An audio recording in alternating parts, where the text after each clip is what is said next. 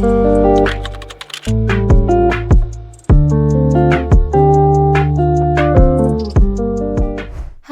and welcome to my new channel, PlumbiePlays. My name is Sarah, and I'm super excited to share my first Sims 4 speed build with you today.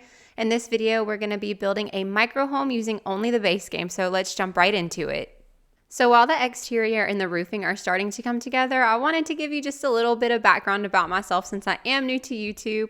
I have been playing The Sims ever since the Sims 3 era. I've been playing Sims 4 since it's come out, and I just love the freedom and creativity that the game does offer. I like all aspects of The Sims, building, cast, and gameplay, so I'm hoping to showcase it all on my channel. I have been thinking about starting a YouTube channel for a very long time, but I was just so nervous to do it. Like, what will people think? What if it's bad? What if nobody watches?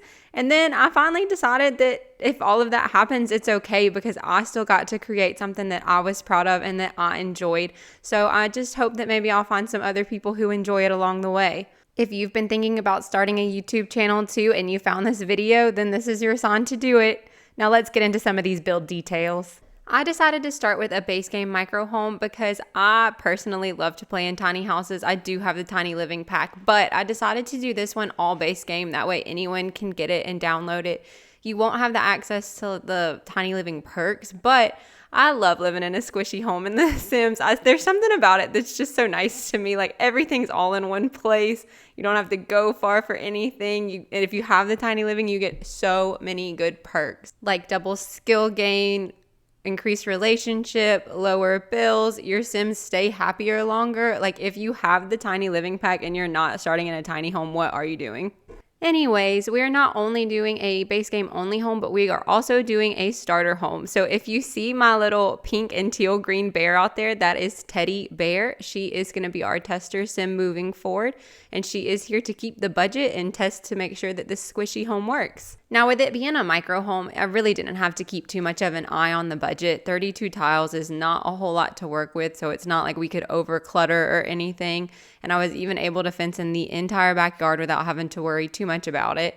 Now let's talk about this build for a minute. So I am not the best at landscaping, but I find the method that works best for me is to go ahead and kind of lay out my dirt where I think I'm going to want that landscaping to go, and then build on top of it using these underlying bushes, and then kind of layer and add as it goes. So if you struggle with landscaping, maybe it's a good method to try. I don't know if it'll work for everyone. And then sometimes I like to just go with a more structured landscaping, but this house just felt like it would have a nice overgrown vibe.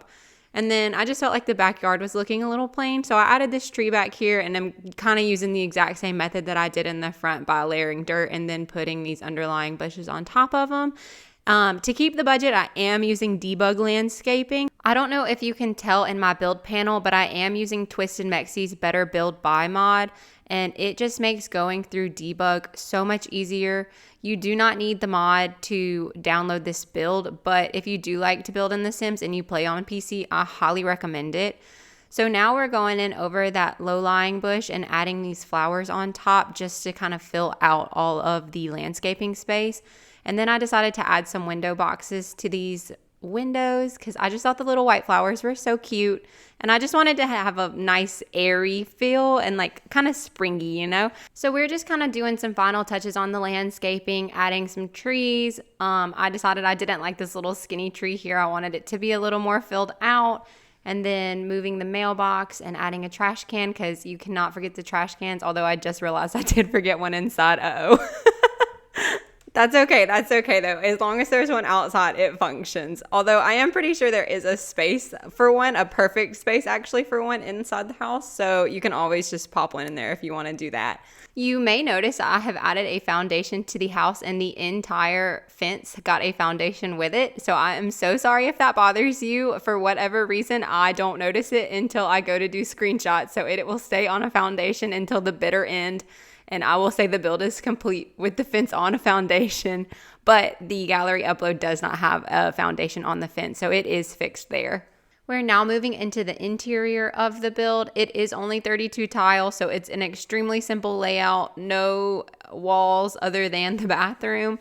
Everything else is going to be open concept. And the bathroom is only 3 tiles, so you can only fit a toilet and a shower for it to be still functional, but they can wash their hands in the sink in the kitchen. Now we're just kind of trying to get a general layout of where we want things to go for this build. I was kind of trying to go ahead and pick the furniture that I thought might stay there, but a lot of the colors and things will change along the way.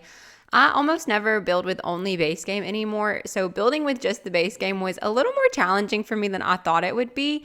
But as you can see, we're just kind of putting down the essentials, just making sure that we can have everything that we need to have for this to be a functional home.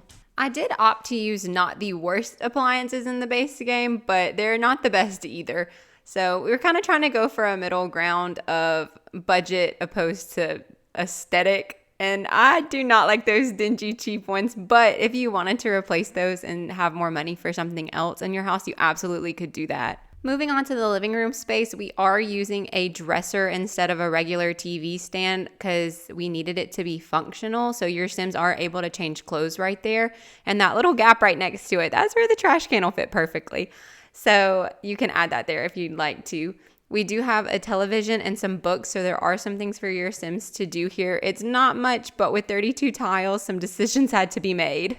I struggled so much trying to pick a rug and then a general color scheme for the house, so you'll see me struggle with that just a little bit. I did cut some of it out just because it was a lot of me going through swatches to look at, but you know, I left some of the indecision in because I wanted it to be a realistic speed build at the end of the day. I am going to be making this into a series on my channel where we do different tiny homes using only 1 pack at a time. So let me know what pack you'd like to see me do next. I'm thinking tiny living's the obvious choice, but let me know in the comments if that's what you want to see too. I just want to challenge myself to use different packs. I don't even really know what all individual items are in each of the packs anymore. So I think this would be a really fun way to just kind of see what's out there, because you'd be surprised how many items you forget about when you don't use them. Everyone ends up with their go-to items, and I definitely have mine. So we are about to figure out the color scheme in here, and that is when this build really starts to come together.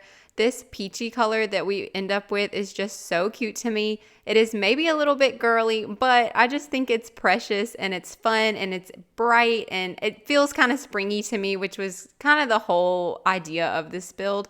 I don't know if you saw there, but I also have Twisted Mexie's tool mod. You do not need that to download this build. All I did was change the size of the rug with it. Now we're moving on to our tiny little bathroom space. I thought about embracing the pink color scheme, but I ended up deciding against that and just went with a little neutral white. It's a small space, so to be honest with you, it's not very well decorated, and I opted for slightly better appliances over decorations. I just think it's a little easier gameplay wise, and you can always add some extra decorations in there later. We're starting to add some final touches to the build now.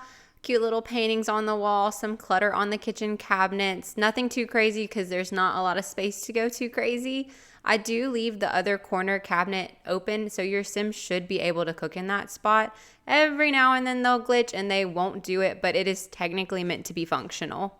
While we're adding some of the final touches onto this build, I just wanted to talk about PlumbiePlays and some of the content ideas that I have moving forward.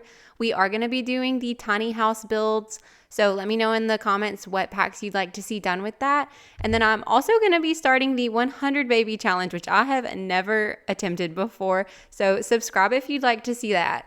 But let me know in the comments below what kind of videos you guys would like to see, what kind of content you like to watch. I'm going to be doing Create a Sim, building, and gameplay, so I'm open to any of it. I love new challenges, so if you have anything fun, drop them in the comments for me. But we are wrapping up this video, so I am about to head into screenshots, so I will see you guys in the next one.